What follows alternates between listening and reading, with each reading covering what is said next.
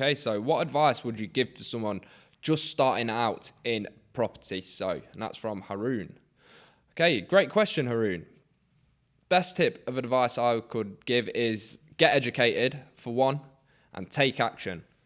Get educated and take action on that education, because if you don't, it's just going to slip away, because the best way to learn is to do. Okay, so you're going to be learning these strategies, but when you're doing it, you're going to learn a hell of a lot more.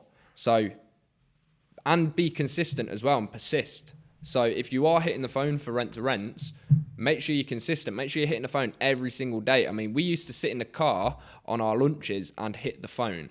That's what we used to do. And we did that every day. I remember going on like 2 weeks, not even getting a yes, being sat in the car. That was right at the beginning. Right at the beginning. And then eventually, a day or so later, I got 3 yeses out of 4 phone calls. Consistency. So consistency and being able to persist as well. And another one, I know it's quite ironic, and a lot of people say it, but self-belief as well. You actually have to believe that you can achieve what you're setting out to do, and you actually need to be able to vision yourself achieving it. You need to be able to see yourself in that winning position as well, and then that's just gonna take you to the next level. I mean, Tom, would you like to add anything? Yeah, changing your financial thermostat would be the first point that I would kind of go down.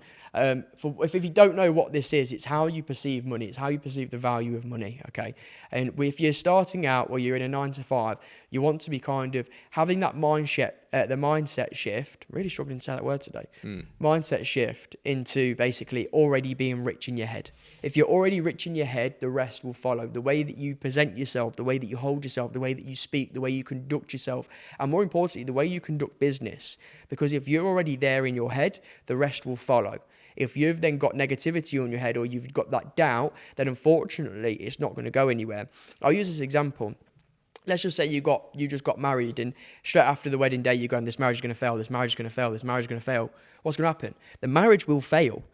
Because you've told yourself that, so it will happen. If you tell yourself, I can do this, I can get to that next step, I want to make an extra £10,000 a month, I'm going to do it. That self-belief and accountability, like Kyle said, and having that mindset in your head will take you there. But action and education plays a massive part in it. I'd definitely say do not go into property unless you've got someone that's educating you, or you've already got experience in there, or however it is. I just definitely won't go in blind, because it can just absolutely demolish you. You will lose a lot of time, you will lose a lot of money, and you'll just be perceived as a cowboy in the industry. And that's one thing that you don't want to do. You will never come out from underneath it. So Haroon, I love the fact that you're taking action. Congratulations for wanting to get into the property industry, but just make sure that you ring fence yourself before doing so, bud.